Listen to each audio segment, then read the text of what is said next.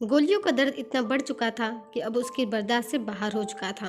लेकिन मनोज के पूरे शरीर में इतनी जोर का दर्द हो रहा था कि उसका मन कर रहा था कि वह जोर से चिल्लाए, लेकिन वह चिल्लाता कैसे? वह एक भारतीय फौजी अफसर था। उसे डर था कि अगर वह चिल्लाएगा तो उसके जवान उसके बारे में क्या सोचेंगे, कि साहब की चंद गोलियों की मार सह नहीं सकते क्या? यही सोचकर मनोज अपनी आवाज को दबाए रखता है, दर्द के बावजूद। गोलियों के दर्द में डूबे मनोज को अपना बचपन याद आने लगता है कि कैसे वह जब 6 साल का था तो वह फौजी वर्दी के लिए अपने पिताजी से जिद किया करता था, और जब एक बार उसके पापा ने फौजी वर्दी लेकर दिया तो वह कितना खुश हुआ था। पूरे दिन उसने वह वर्दी निकाली नहीं थी और पूरे दिन वह वर्दी पहनकर अपने दोस्तों के साथ घूमता रहा था। कितना खुश था वह उस दिन वर्दी को पहन के।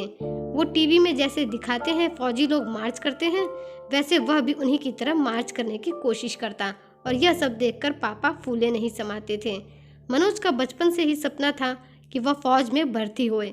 वह अपने पापा से भी कहा करता था कि पापा मुझे बड़ा होकर फौजी बनना है। यह सुनकर उसके पापा बस उसकी मासूमियत देखकर मुस्कुरा दिया करते थे।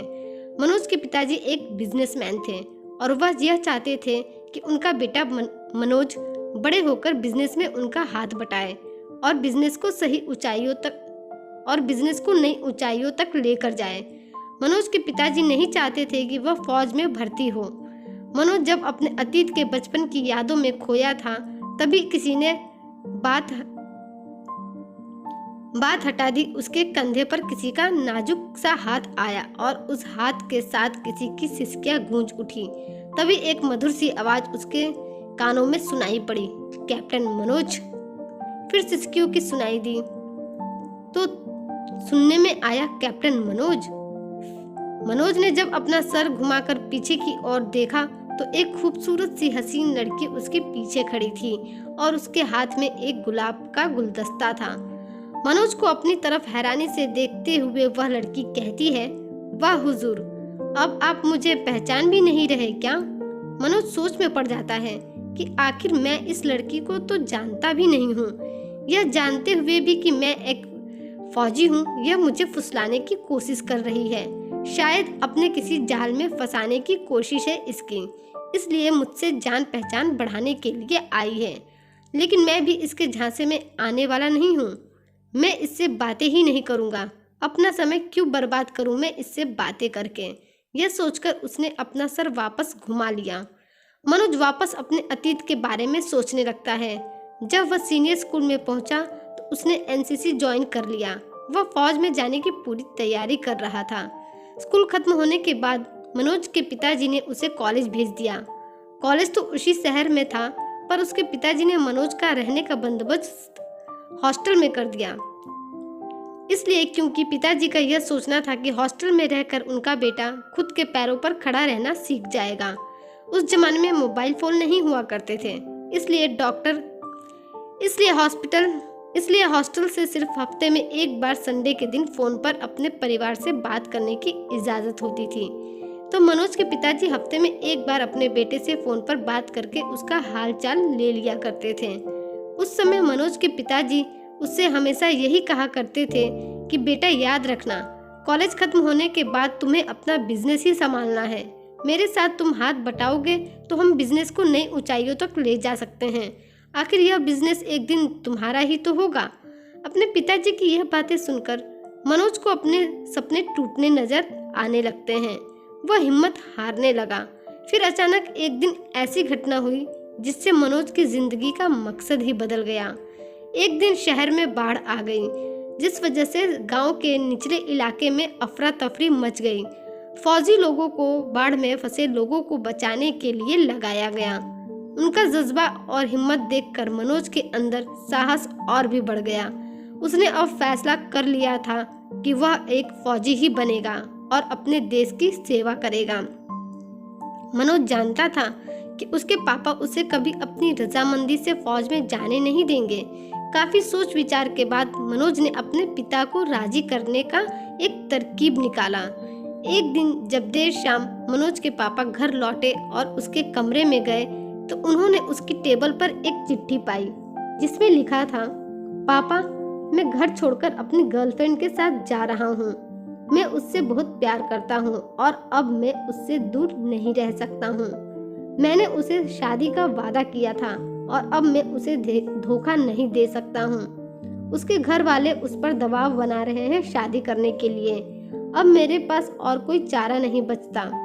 हम दोनों किसी मंदिर में शादी कर लेंगे और कहीं दूर जाकर अपना आशियाना बना लेंगे। जब 1 साल के बाद हम वापस आएंगे तो आप अपनी पोती या पोते का स्वागत करने के लिए एक बड़ी पार्टी जरूर दीजिएगा। आपका आज्ञाकारी बेटा मनोज। मनोज की चिट्ठी पढ़ने के बाद उसके पापा की आंखों के सामने अंधेरा सा छाने लगा। तब तक उसके कमरे में उसकी माँ भी आ गई। मनोज कहाँ है? माँ ने पूछा तो मनोज के पापा की आवाज बड़ी मुश्किल से उनके गले से निकली, पता नहीं। मनोज की माँ ने कहा, तकरीबन 1 घंटे पहले उसने कहा था कि वह बाहर जा रहा है और शायद देर से लौटेगा। पर बात क्या है? आपकी तबीयत कुछ ठीक नहीं लग रही है। मनोज के पापा ने बिना कुछ बोले जमीन पर गिरी चिट्ठी की ओर इशारा किया। माँ ने वह चिट्ठी उठाई और पढ़ने लगी। मेरे प्यारे पापा, जो इस चिट्ठी के आगे की तरफ लिखा है वह सरासर एक झूठ है। मेरी कोई गर्लफ्रेंड नहीं है और ना ही मैं किसी के साथ प्यार में हूँ और ना ही मैं आपसे दूर जा रहा हूँ। आज रात मैं अपने दोस्त रंजीत के घर पर हूँ। हम देर रात तक टेलीविजन पर क्रिकेट मैच देखेंगे और फिर मैं वहीं सो जाऊंगा। मैंने रंजीत के मम्मी पापा से भी यह बात बता दी है। उन्हें कोई ऐतराज नहीं है मेरे उनके घर रहने से। मैं आप लोगों से कल सुबह मिलूंगा। मैंने जो पिछली तरफ लिखा है वह तो बस इसलिए कि ताकि आपको यह महसूस हो सके कि मेरा फौज में जाना कितना बेहतर होगा, इससे पहले कि मैं कोई गड़बड़ी वाला काम न कर लूं। मनोज के पापा ने बड़ी ठंडी सांस भरी और मन ही मन में बोले, तू जीत गया मेरे बेटे, मैं हार गया। मनोज ने यूपीएससी का इम्तिहान आसानी से पास कर लिया। सिलेक्शन बोर्ड के इंटरव्यू में भी उसके अच्छे नंबर आए। फिर देहरादून की मिलिट्री एकेडमी में उसने 2 साल की ट्रेनिंग की। इस तरह से उसके बचपन का सपना पूरा हुआ और वह फौजी अफसर बन गया। कुछ साल बाद कारगिल की लड़ाई छिड़ी। मनोज की पलटन दूसरे फौजी बेड़ों के साथ वहां पहुंची। मनोज उस समय छुट्टी पर गया था। उसकी छुट्टियां कैंसिल हो गईं। वह लौटकर अपनी पलटन में आ गया। मनोज ने अपनी कंपनी के साथ दुश्मन पर धावा बोल दिया। भारतीय अफसरों की परंपरा के मुताबिक मनोज अपने सिपाहियों के आगे था। दुश्मन ने अपनी मशीन गनें चलानी शुरू कर दी। मनोज को कई गोलियां लग गई और वह जमीन पर गिर गया। फिर वही सिसकियों वाली आवाज मनोज के कानों में गूंज उठी, मनोज, मैं आपका इंतजार कब तक करती रहूंगी? आप मुझे क्यों नहीं पहचान रहे हैं? वह लड़की घूमकर मनोज के सामने आकर खड़ी हो गई। मनोज की सहने की ताकत अब लगभग खत्म हो गई थी। हे सुंदरी, मनोज की आवाज में रौब भरा था। मैं जानता नहीं कि तुम कौन हो और तुम्हारा इरादा क्या है, लेकिन अगर तुम 1 मिनट में यहाँ से दफा नहीं हुई तो आप मुझे भूल कैसे सकते हैं? आपने तो खुद मुझसे मिलने के लिए कदम उठाया था। मनोज ने सोचा, अरे एक बार मिलने पर क्या तुम्हें कोई अपना दिल दे सकता है? पर वह चुप रहा।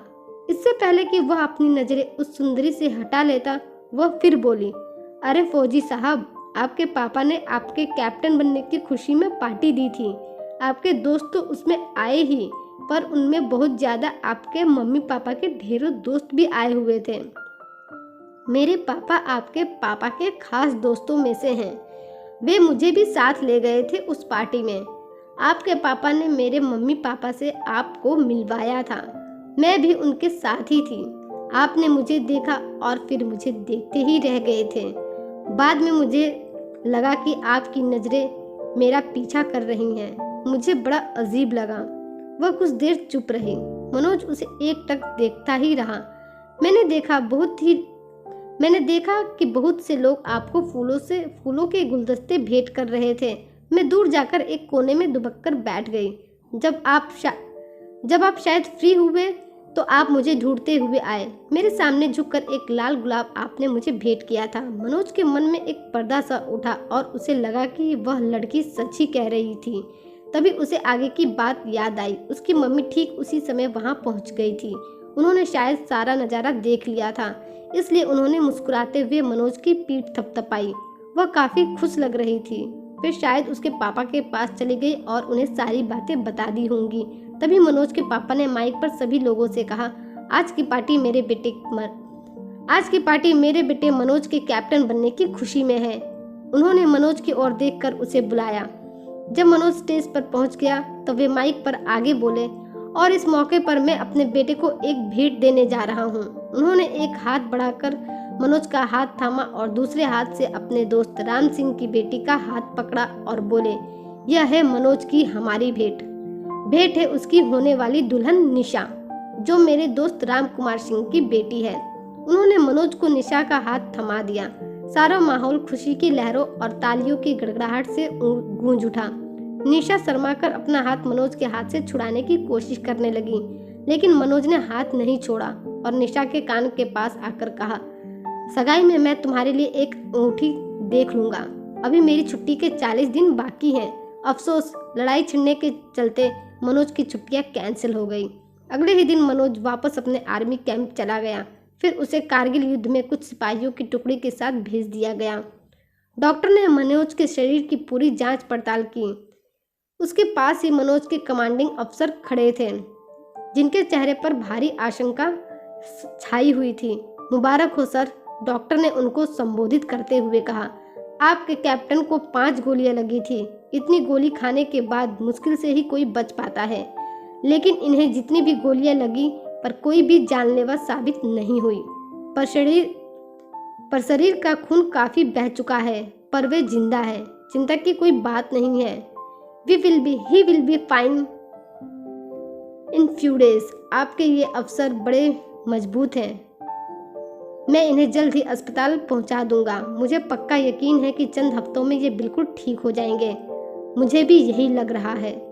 मुझे गर्व है हमारे देश के जवानों पर, मनोज के कमांडिंग अफसर ने गर्व से जवाब दिया। दोस्तों, आपको मेरी आज की कहानी कैसी लगी कमेंट करके ज़रूर बताइएगा। ऐसी ही कहानियों के लिए हमारे चैनल को सब्सक्राइब कर लीजिए। धन्यवाद।